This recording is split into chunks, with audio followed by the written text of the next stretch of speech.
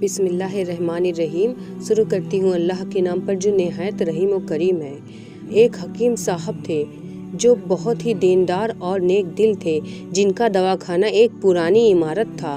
حکیم صاحب روز اپنے دواخانے جانے سے پہلے اپنی بیوی سے کہتے کہ جس چیز کی ضرورت تم کو آج ہے وہ تم ایک کاغذ پر لکھ کر دے دو، تو ان کی بیوی لکھ کر دے دیتی۔ حکیم صاحب اپنی دکان پر جا کر سب سے پہلے اس پرچے کو کھولتے، بیوی نے جو کچھ لکھا ہوتا وہ ان کا حساب لگاتے اور اس کا ٹوٹل کرتے، پھر اللہ سے دعا کرتے کہ یا خدا، میں تیرے حکم کی تعمیل میں تیری عبادت چھوڑ کر یہاں دنیا داری کے چکر میں آ بیٹھا ہوں، جیسے ہی تم میری آج کی ضرورت کو پوری کر دے گا میں اسی وقت یہاں سے اٹھ کر چلا جاؤں گا۔ پھر یہی ہوتا، کبھی تو صبح کے 9 بجے یا کبھی 10 بجے حکیم صاحب اپنے مریضوں سے فارغ ہو کر اپنے گھر چلے جاتے۔ ایک دن حکیم صاحب نے اپنی دکان کھولی اور رقم کا حساب لگانے کے لیے پرچی کھولی تو وہ پرچی کو دیکھتے ہی رہ گئے۔ ایک لمحے کے لیے تو ان کا دماغ گھوم گیا، ان کو اپنی آنکھوں پر وشواس نہیں ہو رہا تھا، لیکن جلد ہی انہوں نے اپنے آپ پر قابو پا لیا۔ اس پرچے پر آٹے دال کے علاوہ ان کی بیوی نے لکھا ہوا تھا بیٹی کے دہیج کا سامان۔ حکیم صاحب کچھ دیر سوچتے رہے، پھر سب چیزوں کی قیمت لگانے کے بعد دہیج کے سامان کے سامنے لکھ دیا کہ یہ خدا کا کام ہے اور خدا ہی جانے۔ پھر وہ اپنے کام میں لگ گئے۔ 1-2 مریض آئے تھے جن کو حکیم صاحب نے دوا دے دیا۔ اسی وقت ان کی دکان کے سامنے ایک بڑی سی کار آ کر رکی، لیکن کار کے آنے یا کار کے اندر کون ہے ان کو حکیم صاحب نے کوئی توجہ نہیں دی، کیونکہ کئی کار والے بھی حکیم صاحب کے پاس اپنا علاج کروانے آتے رہتے تھے۔ یہ سب تو روز کا کام تھا۔ جب سارے مریض اپنی دوا لے کر چلے گئے تو کار والے صاحب کار سے باہر نکلے، حکیم صاحب کو سلام کیا اور جا کر ان کی دکان میں بیٹھ گئے۔ تو حکیم صاحب نے کہا کہ اگر آپ کو کوئی دوا لینی ہے تو یہاں اسٹول پر آ کر بیٹھ جائیں تاکہ میں آپ کو چیک کر سکوں، اور اگر آپ کو کسی اور مریض کی دوا لے کر جانی ہے تو آپ اس مریض کی حالات بیان کر دیں۔ وہ صاحب بولے کہ حکیم صاحب، مجھے لگتا ہے کہ آپ نے مجھے پہچانا نہیں، لیکن آپ بھلا مجھے پہچان بھی کیسے سکتے ہیں، کیونکہ میں آپ سے 15 سال بعد مل رہا ہوں۔ اپنی پہچان کے لیے میں آپ کو اپنی پرانی ملاقات کے بارے میں بتاتا ہوں۔ جب میں پہلی مرتبہ یہاں پر آیا تھا تو میں یہاں خود نہیں آیا تھا، بلکہ مجھے یہاں خدا نے بھیجا تھا، کیونکہ خدا کو مجھ پر رحم آ گیا تھا اور وہ میرا گھر آباد کرنا چاہتا تھا۔ ہوا کچھ ایسا تھا کہ میں اپنے گاؤں جا رہا تھا، تبھی ہماری گاڑی خراب ہو گئی۔ گاڑی آپ کے دکان کے سامنے آ کر پنچر ہو گئی۔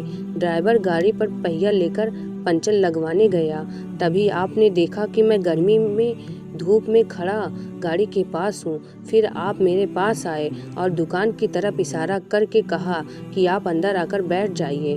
میں آپ کا شکریہ ادا کیا اور کرسی پر آ کر بیٹھ گیا۔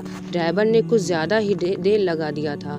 ایک چھوٹی سی بچی بھی میرے پاس کھڑی تھی اور بار بار کہہ رہی تھی کہ مجھے بھوک لگ رہی ہے، اور آپ اس سے کہہ رہے تھے کہ بیٹی تھوڑا صبر کرو، ابھی تھوڑی دیر میں چلتے ہیں۔ میں یہ سوچ رہا تھا کہ میں آپ کے پاس اتنی دیر سے بیٹھا ہوں، لگتا ہے مجھے آپ سے کوئی دوا خریدنی چاہیے تاکہ آپ میرے بیٹھنے کو زیادہ محسوس نہ کریں۔ میں نے کہا کہ حکیم صاحب، میں انگلینڈ میں رہتا ہوں، وہاں گئے ہوئے مجھے 6 سال ہو چکے ہیں۔ جانے سے پہلے میری شادی ہوئی تھی، لیکن آج تک میری کوئی اولاد نہیں ہے۔ میں نے ہر جگہ علاج کروایا، لیکن اب صرف مایوسی ہے۔ آپ نے کہا کہ میرے بھائی توبہ استغفار پڑھو اور اپنے رب سے مایوس نہ ہو۔ یاد رکھو، اس کے خزانے میں کسی بھی چیز کی کمی نہیں ہے۔ اولاد، مال، غم، خوشی، زندگی اور موت سب اسی کے ہاتھ میں ہے۔ کسی ڈاکٹر کے ہاتھ میں شفا نہیں ہوتی اور نہ کسی دوا میں شفا ہوتی ہے۔ اگر شفا ملتی ہے تو وہ اللہ کے حکم سے ملتی ہے۔ اولاد دینی ہے تو وہی دینے والا رب الکریم، اولاد دینی ہے تو وہی دینے والا ہے۔ مجھے یاد ہے کہ آپ باتیں بھی کر رہے تھے اور ساتھ میں پڑیا بھی بناتے جا رہے تھے۔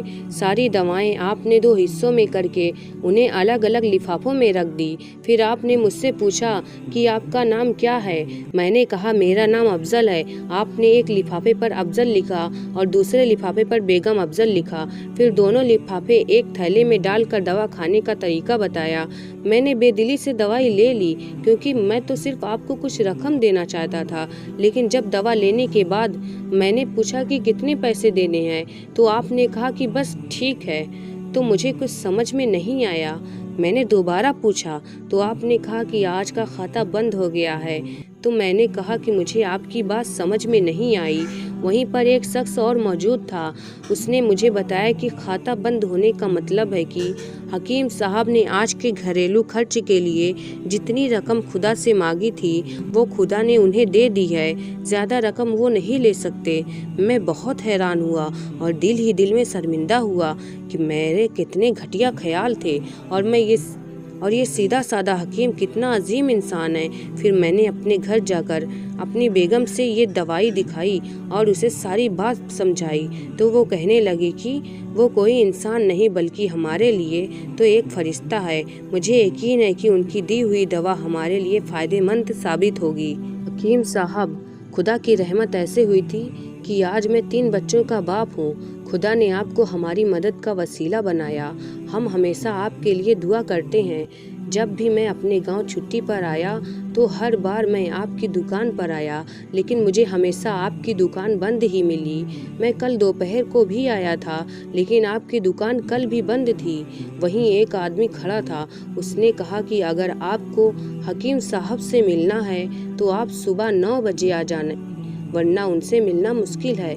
इसलिए मैं आज सुबह ही मिलने आया हूँ। जब 15 साल पहले मैंने आपकी दुकान में आपकी छोटी बेटी को देखा था तो मैंने बताया था मुझे मेरी भांजी की याद आ गई है। मेरी भांजी की शादी इस महीने में ही होनी थी। उसकी शादी का सारा खर्चा मैंने अपने ज़िम्मे लिया था। मैंने उसे पैसे भिजवाए थे कि वो अपनी मर्जी की चीज़ें खरीद ले। उसे बुखार था, लेकिन उसने किसी को नहीं बताया। वो बुखार की दवाइयाँ खाती रही और घूमती रही। फिर एक दिन वो बाज़ार में बेहोश होकर गिर गई। अस्पताल ले जाने के बाद पता चला कि उसे बहुत तेज़ बुखार है और वो बेहोशी की हालत ही में दुनिया से चली गई। उसके इंतकाल के बाद ना जाने क्यों मुझे और मेरी बीवी को आपकी बेटी का ख्याल आया। हमने ये फैसला किया कि हम दहेज का सारा सामान आपकी बेटी के लिए पहुंचा देंगे और अगर शादी जल्दी हो गई तो सारा इंतज़ाम खुद ही करेंगे और अगर अभी कुछ वक्त हुआ तो रकम पहुंचा देंगे। मेरी आपसे ये गुजारिश है कि आप इन सब के लिए मुझे मना नहीं करेंगे।